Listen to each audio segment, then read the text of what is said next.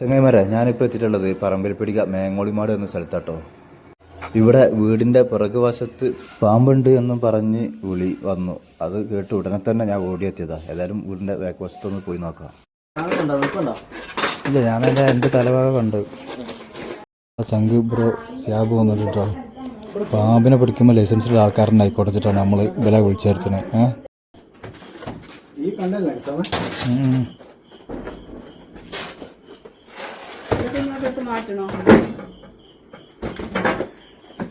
ആ ടൈൽസിൻ്റെ ഒക്കെ നോക്കിയോ.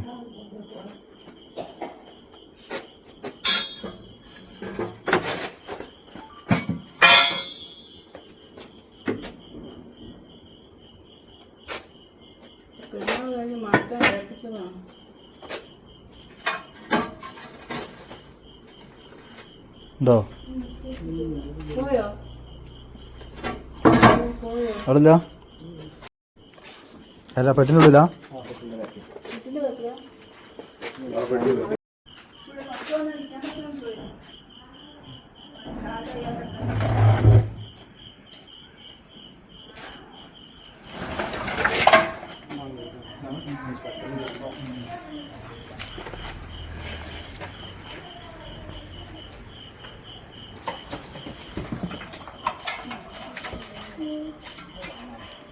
അവിടെ മടണ്ട്, ആ മട സ്ഥിരമായിട്ട് പോണ മടയാണ്.